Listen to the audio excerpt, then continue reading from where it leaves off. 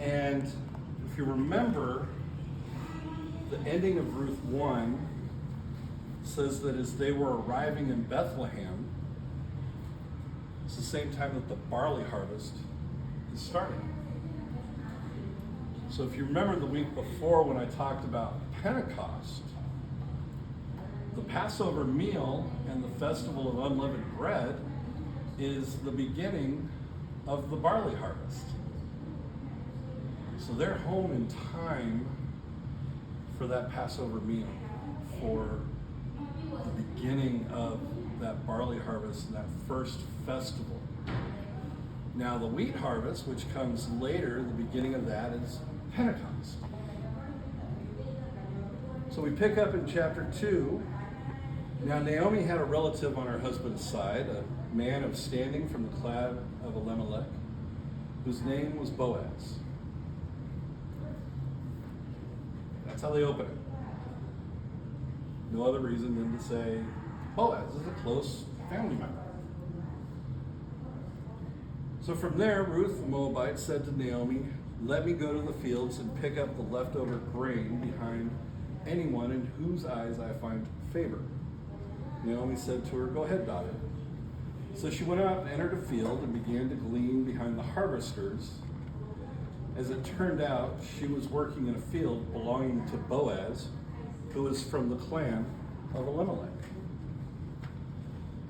So she's there for a long time. And if you're not familiar with the concept of gleaning, you've got harvesters, people out in your fields picking the barley, picking the wheat, picking whatever they're harvesting. And anything that falls out of their bundle or that they don't pick, they can't go back and pick it.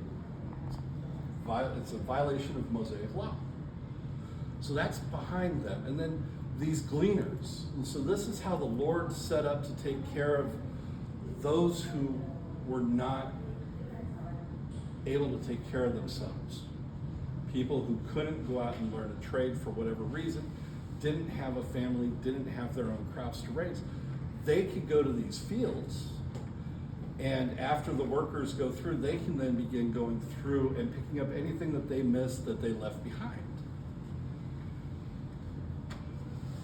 Unfortunately, today that wouldn't work as well because we've got tractors that harvest, and they do a pretty good job of picking that thing clean.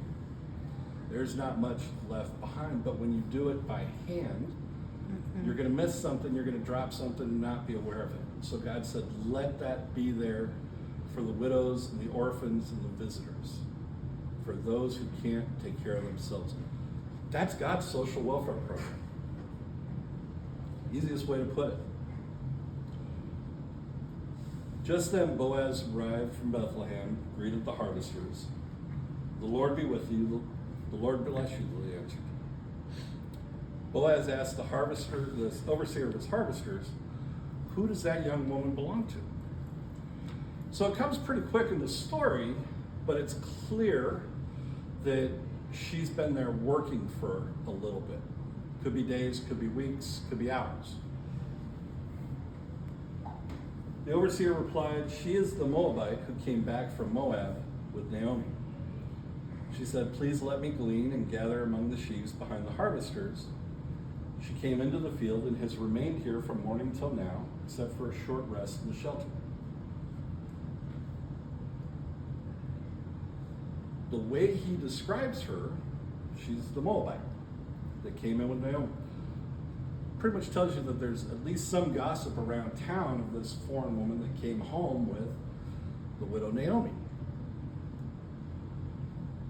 So Boaz said to Ruth, "My daughter, listen to me. Don't go and glean in another field, and don't go away from here. Stay here with the women who work for me.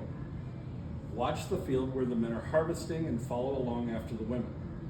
I have told the men not to lay a hand on you, and whenever you are thirsty, go and get a drink from the water jars as the men have filled." This is him going beyond what the law says. He's inviting her to stay in his fields and offering a hedge of protection around her while she's there. Because keep in mind that she's a widow and she's a foreigner. Israel was, the easiest way, the only way to say this is Israel was pretty racist to other nations around them. They didn't like them. They looked down on them and treated them poorly. And women more so. So this would extend not only to her being a foreigner, but as a woman, there is a high likelihood that she could be mistreated in parts of the town. At this, she bowed down with her face to the ground. She asked him, "Why have I found such favor in your eyes that you notice me, a foreigner?" There's a lot of people gleaning in his fields, yet he zeroes in on her and notices something. Boaz replied, "I've been told all about what you have done for your mother-in-law since the death of your husband, how you left your father and mother in your homeland and came to live with a people that you did not know before. May the Lord repay you for what you have done. May you be richly rewarded by the Lord, the God of Israel, under whose wings you have come to take refuge." Something about what he has heard of her journey with Naomi sparks an interest and a sort of reverence for her. He understands her, he respects her. She's earned his respect before he even met her because of how she treats her mother-in-law. The things that she gave up to continue with this woman and to make sure that she's taken care of. Now keep in mind, I said that these are widowed women. There is no man in their life. The inheritance passes down from father to son and then to his other sons or grandsons, but not to the widowed wife. So her sons, Chilion and Mahlon, would have gotten the inheritance from Elimelech, but with them being dead and not having any children, the inheritance passes away. So they know that they're going there penniless. And they walk into this situation, and like I said, Ruth, being a foreigner and in this situation, can run into a lot of trouble. But here you have a man who's a landowner, head of his household, probably a warrior, because most of the men were at that point, saying, "Stay here, we'll take care of you because of what you've done with your mother-in-law." She says, "May I continue to find favor in your eyes, my lord? You have put me at ease by speaking kindly to your servant, though I do not have the standing of one of your servants." So she knows her place in society. She's not even at the level of his paid servants. At mealtime, Boaz said to her, "Come over here, have some bread, dip it in the wine vinegar." When we sat down with the harvesters, he offered her some roasted grain. She ate all she wanted and had some left over. As she got up to glean, Boaz gave orders to his men. "Let her gather among the sheaves and don't reprimand her. Even pull out some of the stalks for her from the bundles and leave them for her to pick up, and don't rebuke her." So here he's making provision to ensure that she gets something extra without knowing that that's what he's doing, without her knowing it. He's telling his men, as you go and pick, just drop some every now and then. Leave some purposely behind. Don't rebuke her if she comes up too far. Leave her be, but watch out for her. So he really is taking her under his wing here and helping to provide for her. So Ruth gleaned in the field until evening. Then she threshed the barley she had gathered, and it amounted to an ephah, about 30 pounds. It's a lot of barley. She carried it back down to town, and her mother-in-law saw how much she had gathered. Ruth also brought out and gave her what she had left over from what she had eaten enough. The mother-in-law asked her, "Where did you glean today? Where did you work? Blessed be the man who took notice of you." And Ruth told her mother-in-law about the one whose place she had been working. "The name of the man I worked with today is Boaz," she said.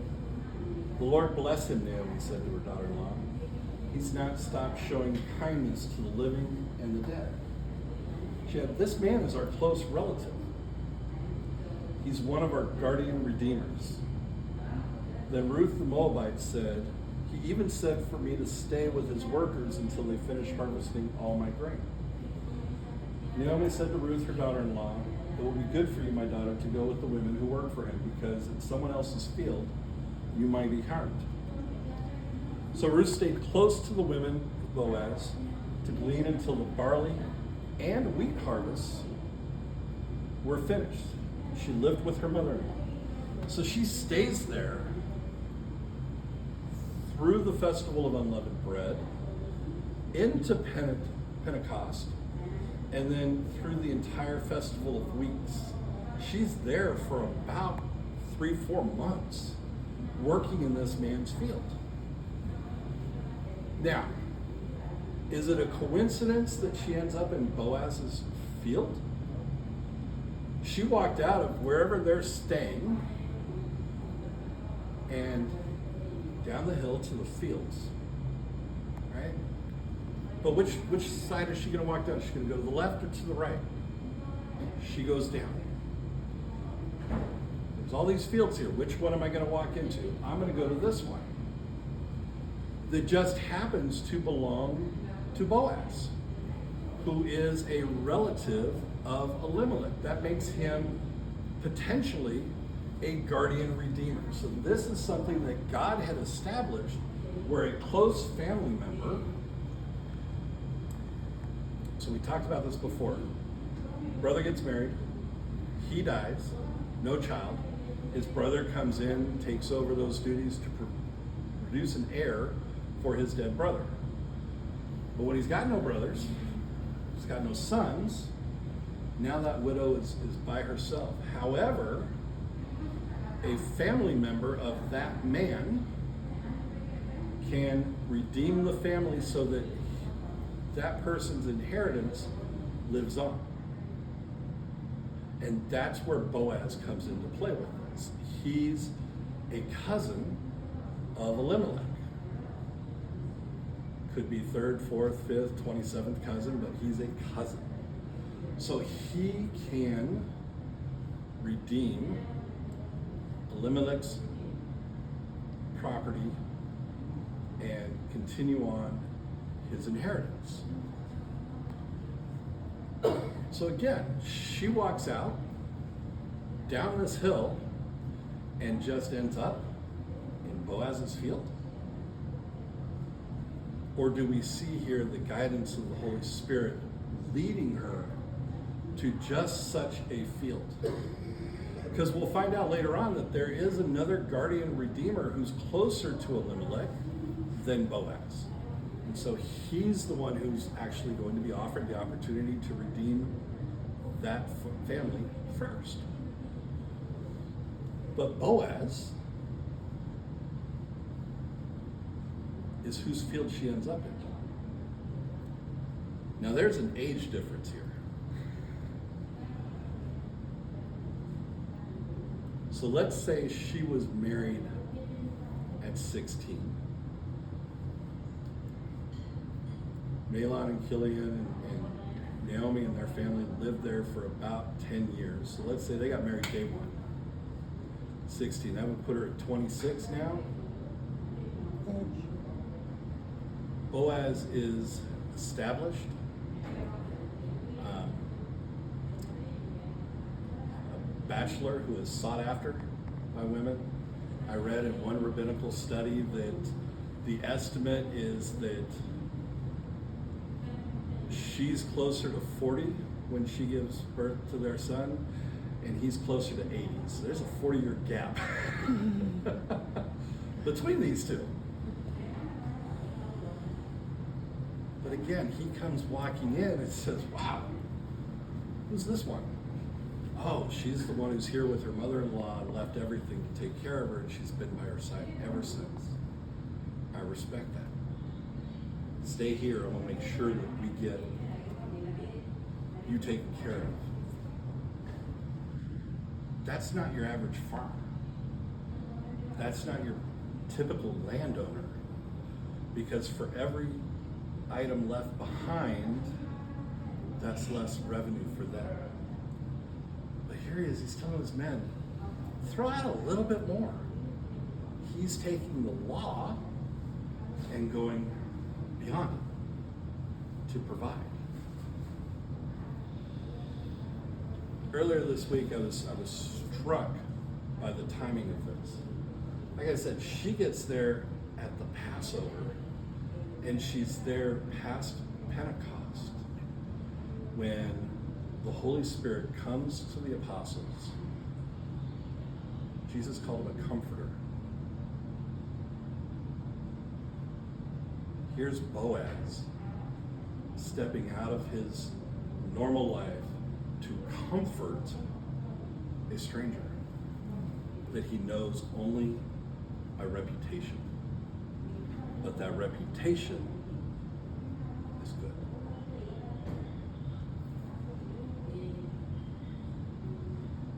Jesus took the sins of the world on for us, knowing that we would rebel against him for so long.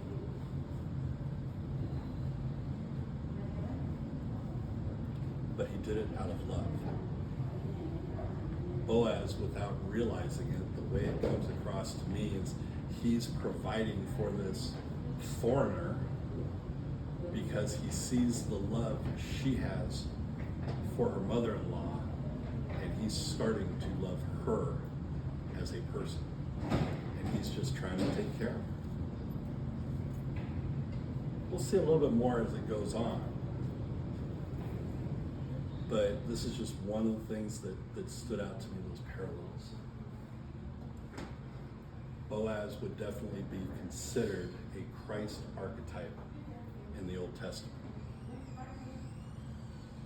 He is a shadow of what Christ will do in the future. Pretty cool stuff when you look at it that way. Mm-hmm. When you realize that somebody is just not expecting anything in return, but giving so much. Just like Jesus does. I'm excited for the next 2 weeks. With that, Lord, thank you. I appreciate